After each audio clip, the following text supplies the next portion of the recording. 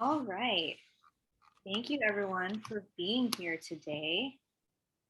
So we're very excited to share this event with you all because it is our student panel. So some intro. So hi everyone, my name is Stephanie Yao. I am an adjunct career counselor at GCC, and I'll be hosting this panel along with Paolo Banog, academic and career counselor, and Elise Dulai, president of Associated Students at Glendale Community College. So before we begin, I want to remind all attendees to please sign into the chat provided by Joanna Juarez. If you have any issues, please directly message her. If you have any questions during the course of this panel, please direct them to me, Stephanie Yao, and we will address them at the conclusion of the presentation. So you can go ahead and just chat it to me. Also, a short survey will be shared in the chat by Joanna Juarez towards the end of the event. So please take a couple of minutes to complete this survey for us. If any registered GCC students would like to be eligible for the raffle, please be sure to complete the post-event survey. The last survey question will ask for your GCC ID number, which will enter you into the raffle. We also have ASL interpretation services by Gutri and closed captioning provided by Patty. So thank you so much. And you can enable the closed captioning by selecting live transcript and enabling the captions. If you need ASL interpretation services, please pin Gutri's Zoom window by clicking on the three dots in the upper right-hand corner next to their name. And you can pin their Zoom window, and then you can get the interpretation services. Lastly, this is a reminder that this event will be recorded, so please adjust your settings to your preferences. Before I introduce our guests, before Paolo introduce our panelists, I want to offer a land acknowledgement on behalf of the Planning Committee. So every community owes its existence and vitality to generations from around the world who contributed their hopes, dreams, and energy to making the history that led to this moment. Some were brought here against their will, some were drawn to leave their distant homes in hope of a better life, and some have lived on this land for more generations that can be counted. Truth and acknowledgement are critical to building mutual respect and connection across all barriers of heritage and difference. We begin this effort by acknowledging what has been buried by honoring the truth.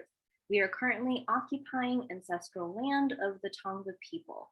In our work to promote social justice and education, we must always consider the many legacies of violence, displacement, migration, and settlement that bring us together here today.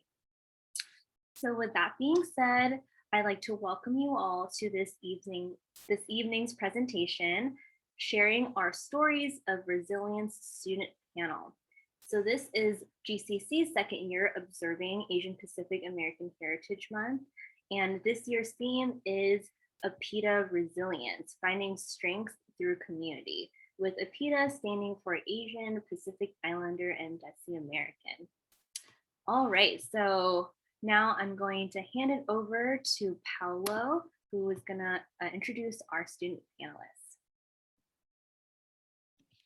Awesome. Thank you so much, Steph, for that kind and generous welcome. I would like to welcome everybody. I know it's already 5 p.m., so I'm so glad to see that everybody is here. And I guess the goal of this panel is really to give light to our students' voices and to give our students a safe space where they can share their experiences.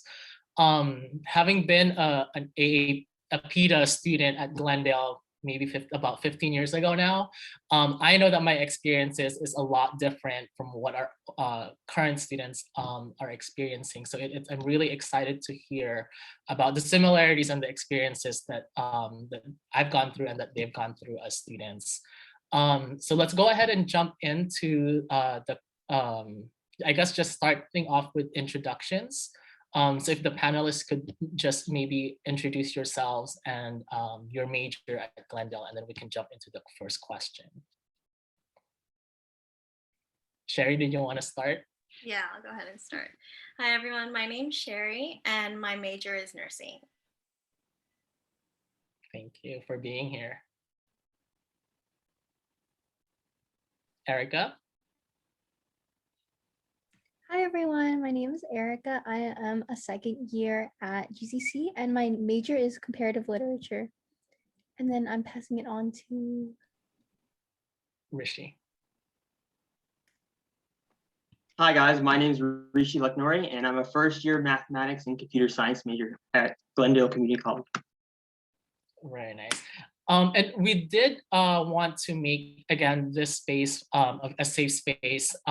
So if anybody in the panel have any questions, or if there's any students who relate to our panelists' stories, feel free to jump in, raise your hand, or send your questions directly to Stephanie through the chat, and we'll be able to discuss them during the panel discussion. So let me go ahead and jump into the first question. How did you choose the major you're currently in, and what has your academic path been like before even coming to GCC? And anybody could jump in. I can go ahead and start. So I think for me, it was pretty simple. Most, in fact, because Filipinos are often notoriously known to go into the major of nursing, so I kind of fell into that. Originally, as soon as I got out of high school, I always had the idea of wanting to become a doctor, but nursing was always a preferred method just because, one, it's faster, two, it's cheaper, and three, our families rely heavily on us in the States back home. So it seemed like the easiest way for me to get into my career path. I know, coming from a Filipino background, that was definitely a pressure that my parents put on in me as well, starting at Glendale. So completely understand that, Sherry. I can hop in next. Well, thank you, Sherry, for sharing. I think I had like a similar path early on. My mom is in the medical field as well, so I don't think it was necessarily pressure, but I definitely looked up to her in that sort of sense. But coming to GCC, I really didn't know what I wanted to do. I started off as an English major going into my second semester, but also in that same semester, I also took a Spanish literature class, and that basically changed kind of my views on that. I realized that I love reading and just taking in literature from other cultures and languages. I believe that like every person from like any culture has like a story. So I really loved immersing myself in those. Thanks, Erica. That's beautiful. That's why I became an English major. And quickly jumping onto that, for me, I chose math and computer science because I honestly think math is really cool. It has a ton of applications in a variety of different fields, and having like that computer science background will also help describe certain like phenomena that occurs in the real world. And it is a pretty valuable skill in today's like current technologically advanced society. My academic path before GCC was, relatively defined. I went to high school, I graduated, and I went to GCC directly after that. Initially, I was actually supposed to go to PCC, but due to the partnership from my high school and a very not great counseling session at PCC, I quickly chose GCC instead. So I'm at GCC now. I'm glad you made that decision, Rishi. We'd love to have you at Glendale. So Sherry, I wanted to ask a follow-up question for something that you said. You mentioned that your family in the Philippines kind of relies on you, but not you specifically, but just like Filipinos in the States. Can you kind of elaborate on that relationship and that family relationship? Right. So in the Philippines, anytime someone gets an opportunity to come to the States, they see it as a really big deal, just because they know that the money here is a lot better, and over there, it's not the same. So anytime that we have family, say for instance, for us going to the Philippines from the States, they already expect almost kind of that help, like, oh, you're from the States, then I must be getting something from you, and now that you're here. And it's kind of sad to say, but I mean, family is such a big part of the Filipino culture. So it's not just immediate family that we take care of. It's also my aunts, my uncles, generating down to my grandparents, great grandparents, if they're still there. Here, I know American culture, that's what I had to separate myself from, especially after I got married, is that with American culture, we're more in tune to taking care of our immediate family and our immediate family only. But being Filipino, my whole thing is like, oh no, we need to take care of my mom, my dad, your mom, your dad, your siblings, my siblings. It's not just, you know, my kids and us. It's not like that at all. So yeah, they do rely on us here to be able to help them in any way possible. Most oftentimes it's financially. If you are able to send clothes, we do that maybe like 3 times out of the year. We'll try to send clothes from here. Even if it's hand-me-downs, they'll take that because they don't have as much as we have here. Thank you so much.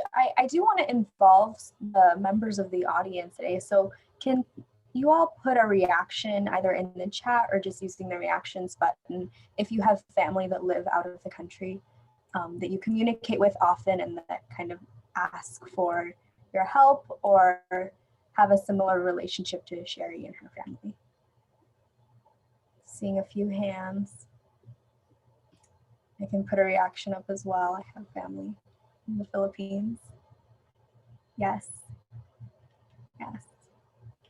It's such an interesting dynamic too. Like I always, you know, my mom would always have like 5 boxes filled with like rice, chocolates, clothing that we would bring to the Philippines every time we would visit.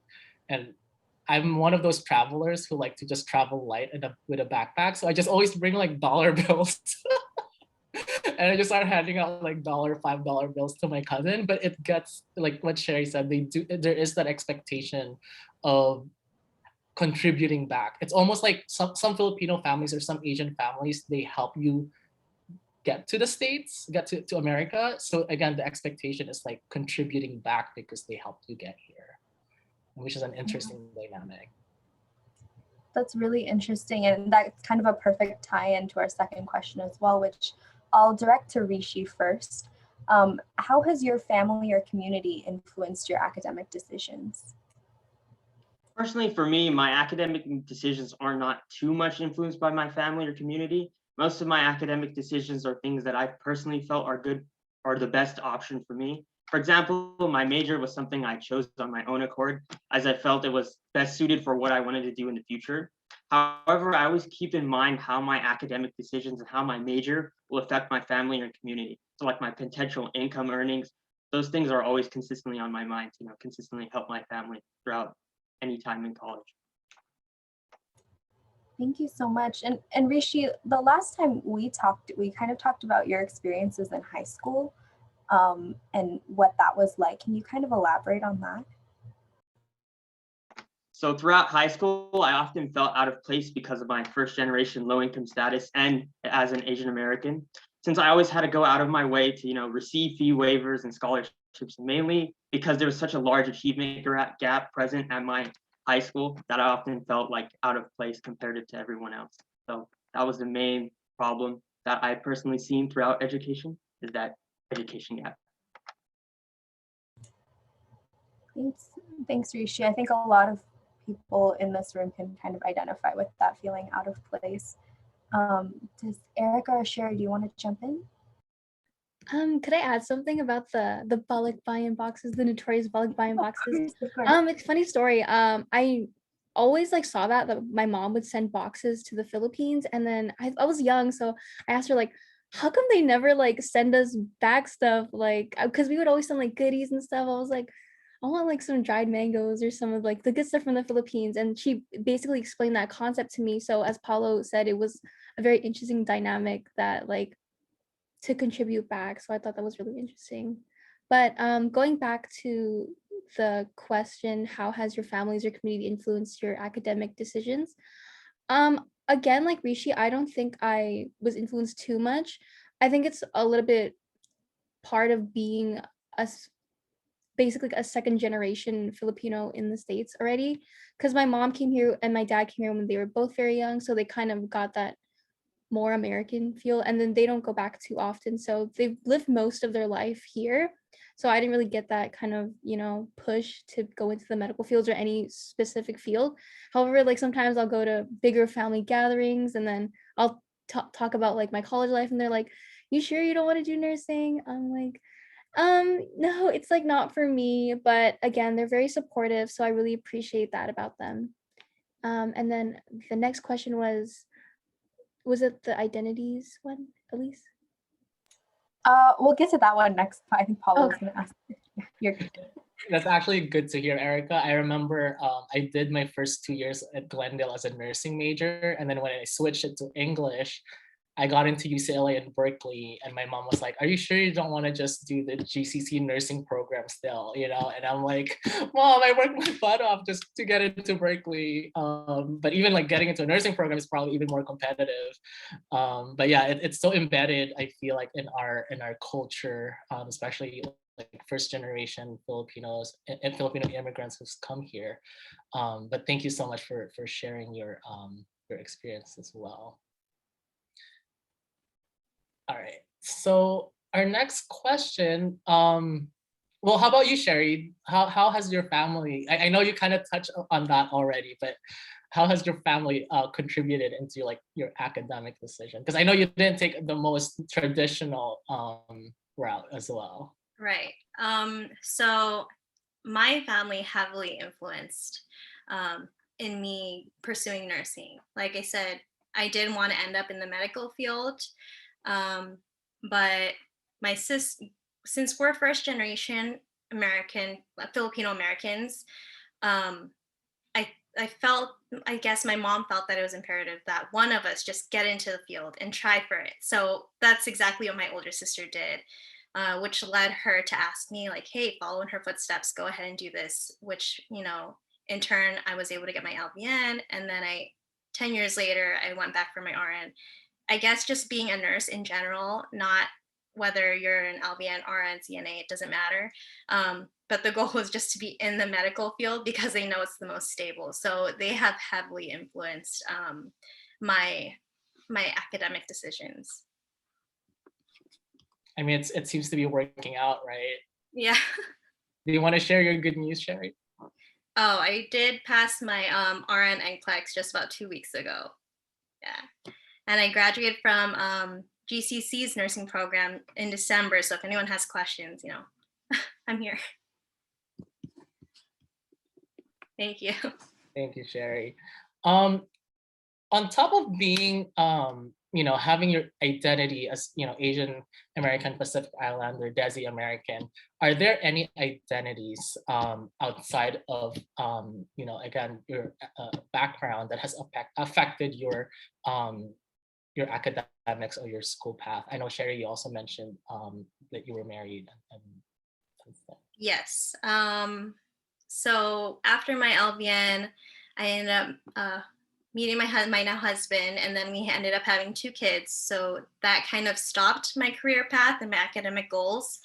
But with the help of GCC, I can't tell them enough of thank you, but it helped a lot just being at GCC. And I feel like maybe I'm biased, but I feel like I wouldn't get that at any other school because they've been very supportive.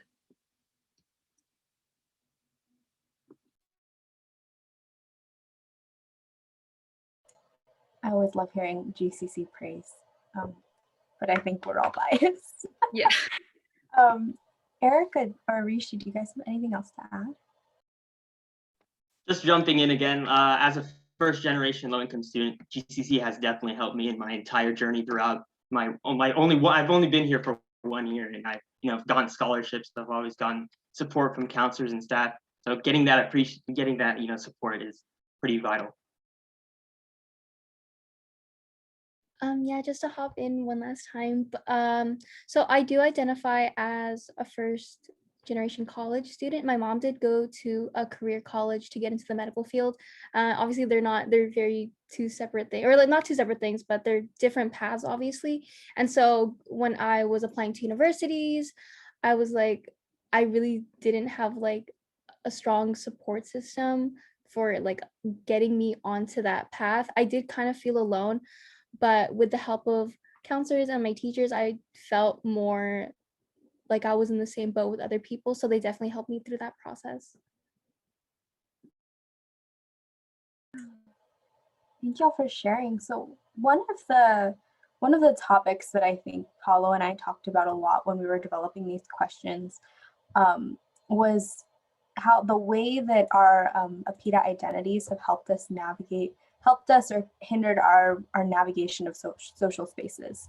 What I mean by that is maybe not feeling like you belong in certain areas, or feeling like you do belong, the flip side of that. So starting with Erica, how has your APITA identity factored into you navigating social spaces, both in school and in other social circles?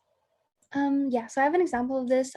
So as an English major, obviously, well, Paulo is here too, but as someone who didn't, I guess, go into the medical field, I do kind of feel alone, especially like in social spaces.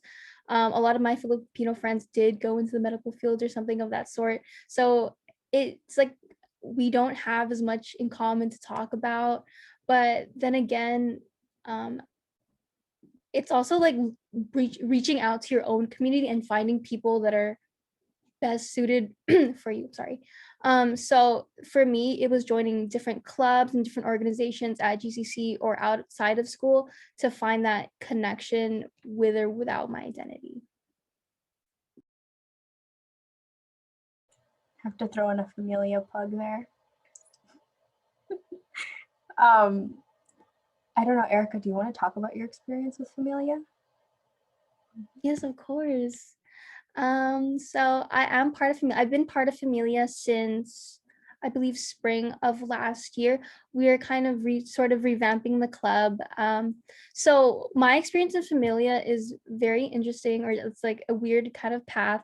We were trying to restart the club, starting from last spring, and it's honestly been a struggle. I know that we have some handfuls of Philippine ex students at GCC. It's just hard to get their engagement. So for me, I wanted to just use that platform in Familia to create like a very comforting and like safe environment for people to talk about their own experiences. And for me, as someone who doesn't speak Tagalog and is basically second generation, there's a little bit of a disconnect between people who are coming to the United States for the first time. So I wanted to use Familia as sort of a medium to make that build that connection. Thank you, Erica. What about you, Rishi? As an Indian American, I often get questions like, oh, when I'm eating outside with friends, oh, why are you vegetarian? Doesn't it feel good to eat meat? And that sort of cultural like stigma that I constantly face is something that's always present in any social circle, especially things that, are revolve around eating. So I always deal with that, but I always try to educate them and be like, okay, this is my culture. It's a sort of like an aspect of my identity. And over time, I feel like because my friend group has obviously matured, that sort of stigma is slowly going away. And I think that's so interesting to bring up, Rishi, too, because food is something that usually connects people. But when it becomes a point of disconnect or something that becomes kind of a stigma between groups of people, it must be really, really difficult to deal with that. So how have you navigated, besides educating your friends, have there been other ways that you've navigated those situations? When I was younger, it used to be pretty prevalent. Like every day at lunch, they would question my lunch because it would be culturally different from theirs. So what I try to do is try to have them relate through their own culture, and then I'm like, okay, this is what we have in common, and then we sort of build a shared experience. And I think having a shared commonality between two people is how you eliminate those barriers. Thank you for sharing, Rishi. What about you, Sherry? Oh, sorry, Paula, I could go. No, I was gonna say Sherry as well. So for me, of course, nursing and Filipinos, I feel like they almost go hand in hand at this point. But it's actually helped and it's hurt me. For example, in the medical field, because I speak fluent English and I don't look as Filipino as other people, they start to talk in their language, and that's something that can hurt too. But also it does help because a lot of them are Filipino, that if you need help, they're there for you. Also too, I did find it interesting that in the cohort that I graduated with, I was probably one of 5 Filipinos that graduated out of the 40 or 50, which I thought was really interesting. I thought, we would be a little clique, it would work out.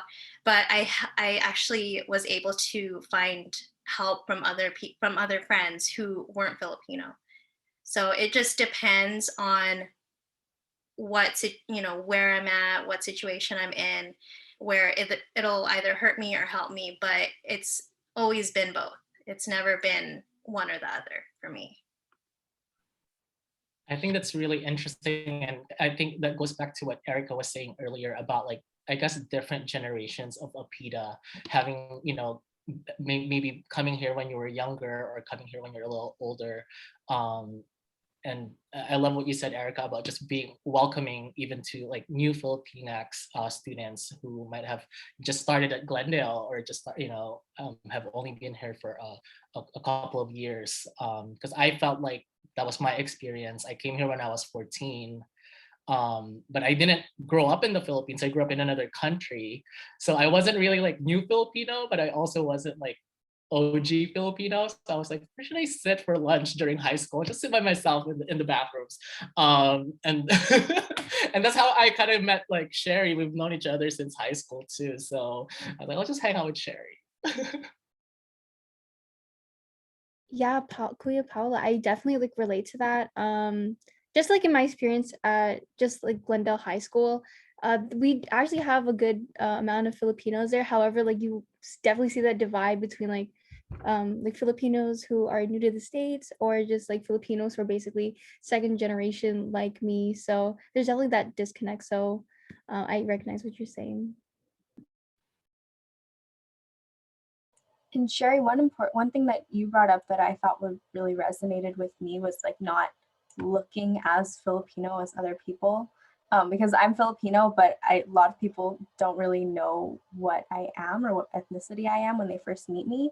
And so that has kind of been a struggle to navigate the social spaces where I look and feel like an outsider because I don't understand Tagalog, but I still identify as a Filipino student.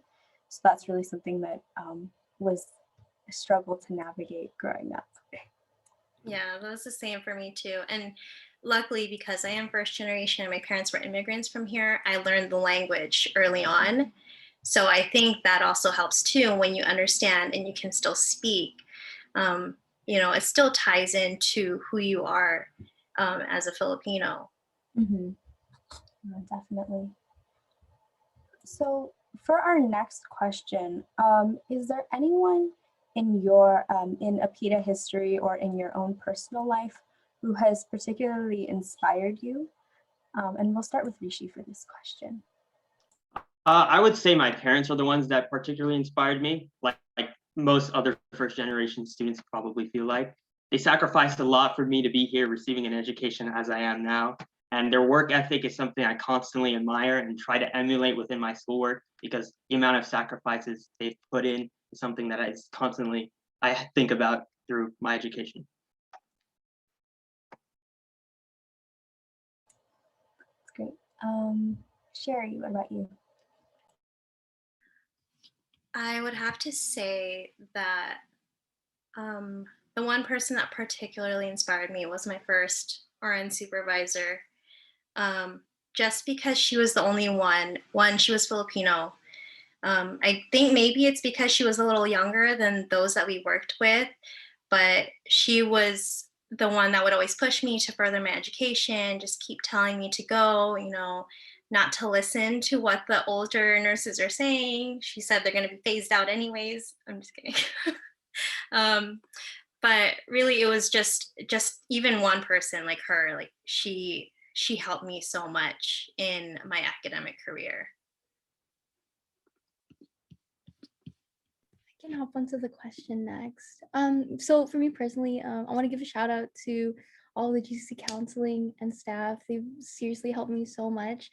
Yeah, so growing up, I did grow up around a lot of Filipinos that did go into the medical fields and things like that. But seeing, people that look like me in higher education as staff and as counselors, it really helped me feel like I belong here. There's like that sort of like kinship that I feel like, Sherry, correct me if I'm wrong, but you feel that with like other Filipino nurses. I kind of feel the same way when I see people that look like me in other fields other than the medical field. Also, the organizations that I've joined at GCC have really helped me just learn from other people and their cultures and just like understand like how I fit into those like stories and things like that. And for anybody on the, if you all want to share your heroes on the chat, please feel free to do so. I know that going through our education and our careers, we all have support systems that we needed.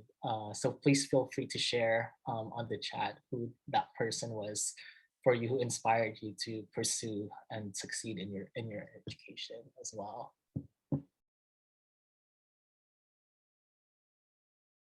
Rishi, I have a follow-up question actually. So you said your parents were the one who inspired you. Do you mind sharing like what they do and how specifically they inspire you every day? So my parents immigrated to America like 20 years ago. And my dad immediately started working at a Sam's Club, and my mom immediately got a job at Subway, despite facing stigma for being a female that is working outside the typical house jobs. So just seeing them, tackle that stigma and constantly strive for a better future is like constantly inspires me, and like I should be doing that in my education. So that parallel between their, work ethic and my school work ethic is something that constantly drives me. I can totally relate. My parents also came here 20 years ago and we were undocumented. And the first job that my dad found was all the way in Santa Monica, and he had to take the bus and the train to get to Santa Monica. And when I finally transferred to UCLA, I was actually taking the bus all the way from Glendale to UCLA. And I could totally relate to what you're saying of like, if they were able to do that, why can't I do that, right? Like it's easy. I've seen them do it, right? Thank you so much for sharing that.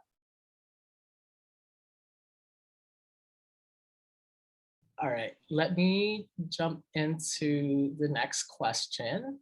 Well, speaking of support, right? What kind of support did you receive or feel like you could have benefit from as a student at GCC, or even like outside within the APIDA community?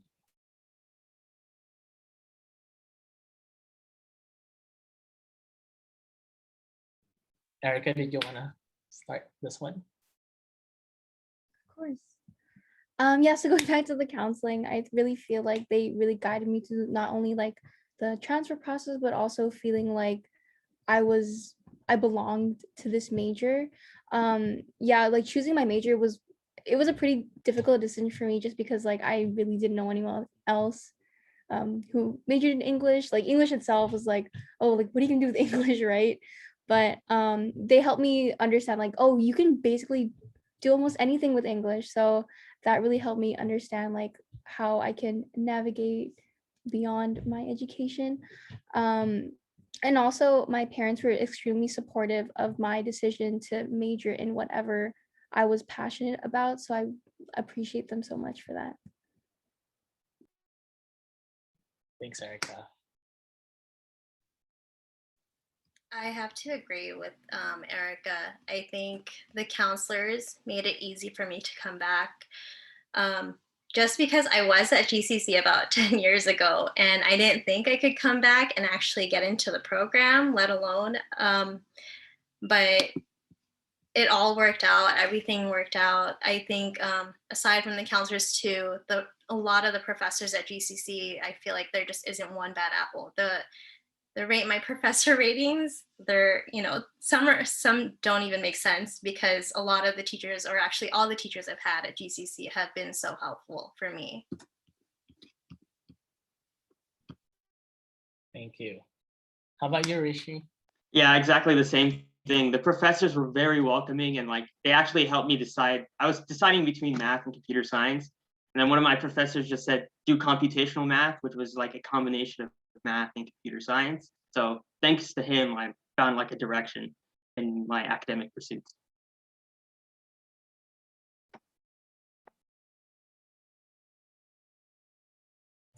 Sorry. So for our last question before we kind of go over to audience questions, what does success look like for you and where do you see yourself in 5 to 10 years? For this one, we will start with Sherry. So success for me is honestly getting my master's in nursing, moving forward to becoming a psychiatric health nurse practitioner. And then eventually, hopefully, if it's 10 years, then it'll probably be my doctorate. Yeah, so that's it for me.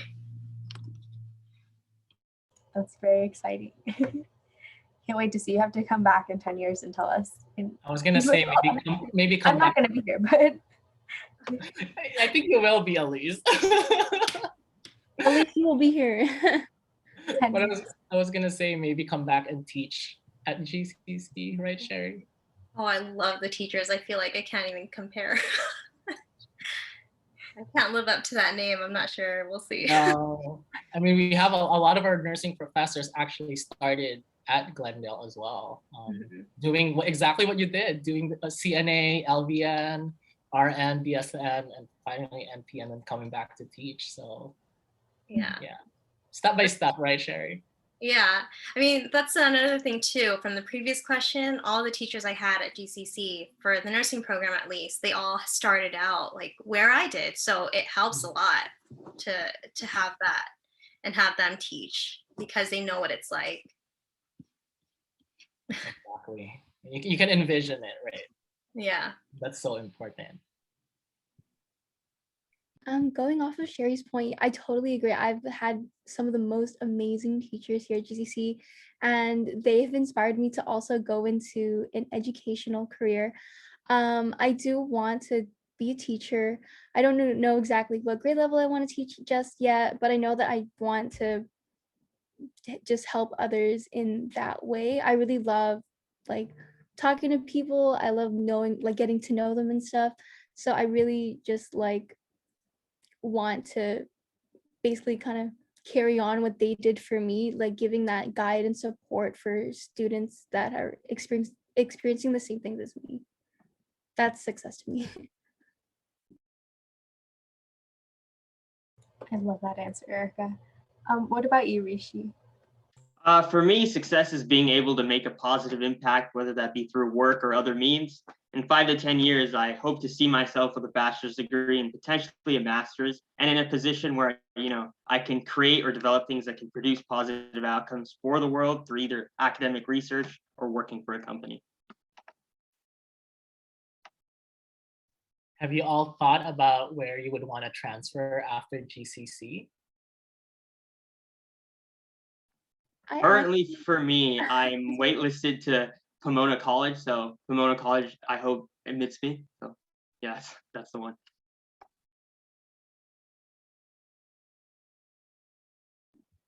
For me, I actually just committed to UCLA. So that's where I will be going next fall. Very exciting for me. But yeah, I just did it with all the support and help of the people at GCC. So I'll definitely be coming back, hopefully. And yeah, GCC is my home. So yeah, I definitely want to stay here. How about you, Sherry? For me, I'll be starting my BSN to MSN with Western Governors in the fall. So for me, it was really about convenience at this point. But we'll see when it comes to the doctorate. I don't know. I haven't thought that far yet. Step by step. All right. At this point, Elise, did you have any follow-up questions for the panelists? No, I don't. So why don't we turn it over to Stephanie, who I know has some questions from people in the chat. Go ahead, Stephanie. Perfect. Yeah. So yeah, thank you so much, for sharing all of your journeys and your stories. It's very inspiring. So I have some questions that I got through direct message. So the first one says, maybe this was already touched upon, but has any of our panel members today been influenced by our nursing program at GCC to pursue a career in the medical field beyond nursing, aka specialized doctor? Would that be easier to do in the US than back home? So I guess there's a few parts of it. And you can tell me if you need me to repeat it as well. Actually, it's been touched upon throughout the program, but a lot of everyone's main focus was just getting through the program itself, just because it's already such a strenuous program. But you do have time with the professors to kind of move forward and see where you want to go, and then they could lead you in the direction that you're trying to go beyond the medical field. What was the question, Stephanie, towards the end? Yeah. So the second part was, would that be easier to do in the US than back home? So regarding a specialized doctor career path. So I think being a specialized doctor, I feel like it's completely different from the nursing itself, because with nursing, you can go into nurse practitioner and then you can get your doctorate in nursing, which is easier in the US. But to become a specialized doctor, I think it's starting over. Not to say that your credits from previous school or from previous academics aren't going to count, but it's almost as if you're moving towards a different career, if that makes any sense. Yeah, 100%, Sherry. I know sometimes when I would help a student, they're like, oh, I'm taking anatomy, physio, and micro. And I was like, well, what's your end goal? They're like, oh, I want to be a doctor. And I'm like, wait. Like, those are completely the wrong classes that you're taking. And not to say that, it won't help them, obviously, to get to that point. But obviously, doing the Chem 101 and the Bio 101 are the classes that they need to be focusing on. So it is almost like, you're right, like starting over, just different types of chemistry and bio classes that they'll have to take to be a specialized doctor. Yeah, thank you so much for that. So if anybody has questions about that, please see your counselor or please talk to me afterwards, and we will create an educational plan that will guide you towards the right path. Great plug, Paulo. Yes, come see us in counseling. So I have another question. So I know that I got a couple of kind of similar questions in the chat at once. So it's kind of combined. So this one asks if any of the panelists can share a triumphant story. So one that includes a negative experience and what they did to overcome or transcend that experience.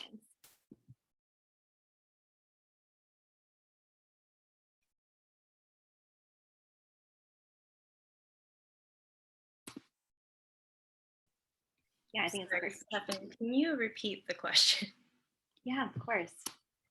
So the question is, could anyone share a triumphant story, one that includes a negative experience and what they did to overcome it? Okay, so for me, I was actually a student at GCC in 2008. In 2009, I left to pursue, to go to trade school for LVN. I attempted to go back to school several times over the course of 10 years. I don't know if my head wasn't in it, my heart was not committed to going back and getting an education. But I think the toughest part about being an LVN was knowing that for me, it wasn't enough to just be an LVN. Knowing that GCC had a great program, I started reaching out to all my friends who are alumni of the GCC program itself. They did warn me, they said it wasn't going to be easy. it's hard, it's competitive. There's over like how many 300 applicants at a time. And with LVNs, it's even smaller because they only accept 10 a year. So I think it wasn't until 2016 I decided to go back and really push myself. And this is where the turning point was. I decided, because I had already had my kids, and it was to a point where I needed to find an education that worked for me and around my time. So since I live in the Valley area, I live in Granada Hills, I started looking for any college that had a majority of online classes. So I jumped many colleges. I went from Antelope Valley College, I went through Los Angeles Valley College, and then I went through like there are 9 different colleges that they have. And then I finally went and applied through GCC. So I think for me, getting accepted was a very triumphant part of that story.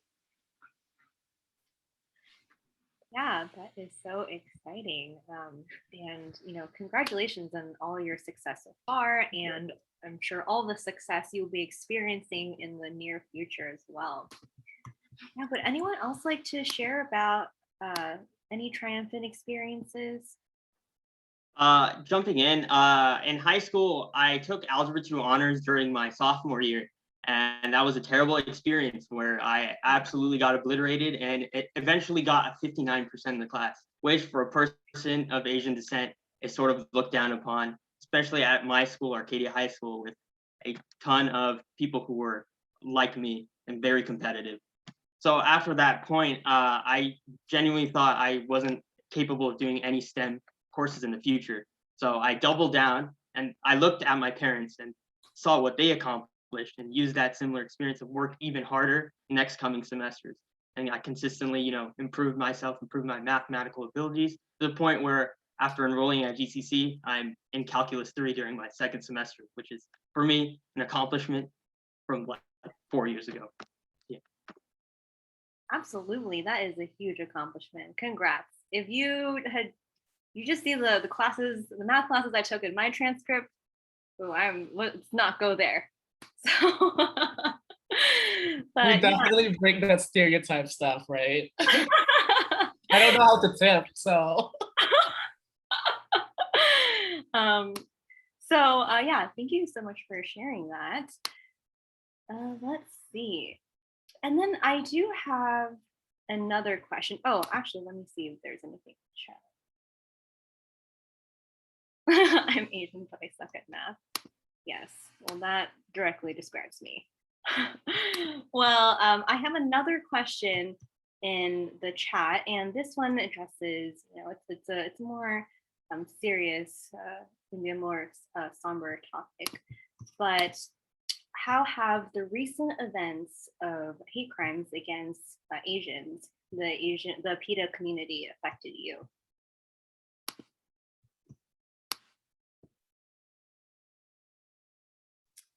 I think it affected me to an extent, just because I do have a lot of family in the North. I have a lot of family out in the East Coast. So a lot of it is like checking on them every day, like, hey, are you okay? Try not to go outside. Do you need me to DoorDash something? It's been a little difficult to navigate, but I feel like because our community is very strong, in a sense, I think that it helps to know that like we're all here for each other, no matter what what we are. Like we're all here for each other. But it's been a little hard. Yeah. Yeah, absolutely. Would anyone else like to share their take on that? Add to that, yeah, going off of what Sherry kind of said, it's all about like checking up on my relatives. Most of my family is here, so yeah, I do get worried for them. My grandparents are here, both of my grandparents are here, and so it's just checking up on them to see if they're okay. But then, like as Sherry said, our community is strong, and it's just important to not only recognize it, but to look for organizations or outlets where we can help aid, like to help spread awareness about what's going on. Yeah, thank you for sharing that. Yeah, as a Chinese American woman, I can resonate with a lot of that as well. Being concerned for our elders in the community. Within the PETA community, there is a great emphasis on having that respect for your elders, right? And really taking care of them, making sure that no harm comes to them. So, with all that's going on, it's definitely been challenging. Would anyone else like to share? No pressure. So, oh, hold on, let me see the chat. Oh, we have another question. Okay, so question for our first generation student panelists. Because education is so valued in Asian cultures, how do you deal with the responsibility of honoring your parents, immigrating to a new country, while also maintaining your resiliency? And please let me know if you want me to repeat. I think that's been a little bit of a struggle, most in part because them immigrating to a new country, at least for my parents, it was mostly about keeping the culture alive in America. And when you're first generation, it's difficult because growing up American, the cultures are they're almost polar opposite. Like here, American culture, we want to leave the house at 18. But in Filipino culture, we're practically staying there even with our married, even when we're married and we have kids. That's what they want. They want a whole compound of us being together. So that was quite a struggle when it came to, especially like with my kids getting older, how to raise them in general. But I think to answer that question, it's mostly about just having open communication. I feel like that's the number one thing when it comes to my parents understanding where I'm trying to come from and them understanding and me understanding where they're coming from. Because I do understand that at the end of the day, I'm still Filipino. And I feel like some of the culture should stay even within my children. And, I do want to keep that alive. But at the same time, being that we are in America, I feel like part of the American culture is it's ingrained within me too. So it's mostly about just being able to communicate with them, setting the boundaries, and just being able to talk, because I know Asian cultures, Filipino cultures, we don't normally talk about things that make us feel uncomfortable up until we need to talk about it. Like for instance, my parents were against getting the vaccine. Being a nurse, living with my sister who's also a nurse, it didn't really make sense.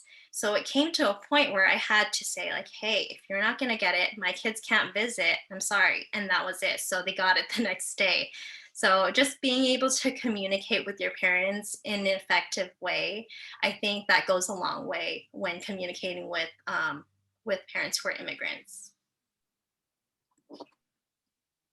Yeah, absolutely. I thank you for bringing up that, that aspect of oftentimes in the APITA community, things that are negative, whether it's negative emotions or negative events that are happening. Sometimes in the community, people don't want to talk about it, because it might be seen as something that is shameful. So, this just, even us being here today, all the students being here today and sharing their stories and sharing these vulnerabilities, this is great representation for other APITA students as well. All right. I can totally relate to you, Sherry. I feel like when my parents brought us here, it's almost like forcing us to assimilate to the American culture. But at the same time, it's so hard to do that while keeping our Asian culture. And so there's always that back and forth struggle, like trying to be in the middle. And I feel like a lot of immigrants really experience this. Yeah. Oh, and also, yeah, thank you so much for everyone sharing. I have another question. This is concerning specifically the nursing program. So do you think that math has a major role in the nursing program? I feel like this is a counselor question, but can I answer it, Paolo? So the nursing program does deal with math a lot. We do a lot of medication math, most in part because we deal with people's lives. We don't want to be giving them the wrong dose. So we do what we have math tests. We have math tests once every semester just to keep up with it. Otherwise, we're not allowed to go to clinicals. So math does have a lot to do with the nursing program. I did not know that. So that's great to know, Sherry. Maybe we can have Rishi tutor you a little.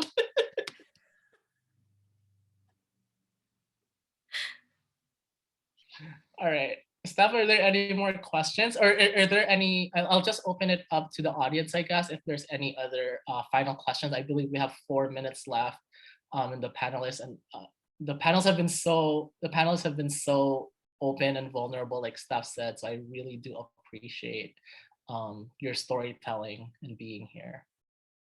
So I actually do have one more question, and this is a really good one. It ties directly to what our event was all about.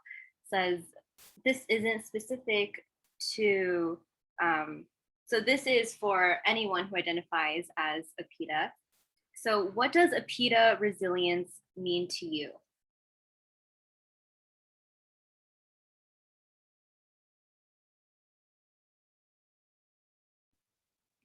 For me, it means just pushing forward as a person, as a family, as a community, just reminding each other that we're all in this together. As I know, Filipinos, we're known for that crab mentality, like bringing each other down just to climb up.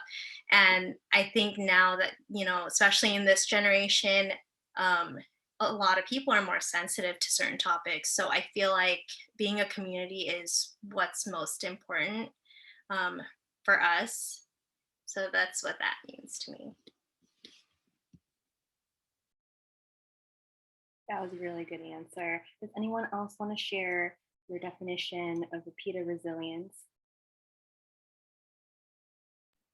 To me, it's sort of battling against those stigmas that our culture has placed on us. So like, for example, like, oh yeah, you're Asian, you're good at math, or like you're going to the medical field, things like that. They're kind of humorous now to us because like that doesn't really make sense, right? But to me, it's just, proving to other people that I'm like a much more than that, right? So it's being successful like personally and also aiding of the success of other people. Wow, great answer. Beautiful answers. Yes, heart. Anybody else before we kind of wrap things up? Rishi, would you like to share? Sure. It's a combination of what everyone else has said, but essentially it's just perseverance. It's the willingness to act through adversity and constantly strive towards specific goals, and always cast aside those doubts and those hesitations, and consistently aim for whatever you want to do. So that's what that identity means to me. Yeah, that was a really great way to sum it all up. Thank you so much for all your answers, and thank you for the questions that the audience members were giving our panelists too. How about you, Elise? What does a PITA resilience? Oh, you're calling me out. I was going to say that well, all of the panelists said it so nicely, but I think a large part of a PITA resilience is honoring where we've come from, where whatever group or ethnicity we are, honoring our past and still being able to march forward into the future. To me, that's a really big part, whether it's battling any stigmas or just trying to create some systemic change. That's been a really big, important part of, to me, about a PITA resiliency and this whole series, what this whole series is about. So I want to thank everybody for joining us tonight because it is 6 o'clock and I know some of our panelists have to leave. So thank you all for joining us tonight. Everybody in the audience, if you could just, oh, Joanna, thank you for putting it in the chat. We do have a post-event survey form. If you are a student and you put your student ID number at the end of the form, you will be registered into a raffle to win a gift card or a prize. So just please make sure you do that. And Joanna did put it in the chat, so feel free to take a look at that. Even if you're not a student, we would love to hear your feedback. We do have another panel tomorrow. It is a professional panel, so it's going to feature some people who are already in the working field. And we want to hear their story. We're going to be hearing their stories as well. So thank you everybody for joining us tonight. Thank you, thank you, thank you. Hope to see you tomorrow, and I hope to see you next week as well for the rest of our series. Take care. Next year, Sherry can join our professional panel. Yes. We'll see. We'll make sure. I think Paolo, you owe me a dinner. Right, I do. Thank you guys. Thank you so much for being here. I know you have class, so. I know. I'm like, oh, I got 40 minutes. Now I could stay. I feel comfortable. Now that everybody's leaving. Yeah. Keep going.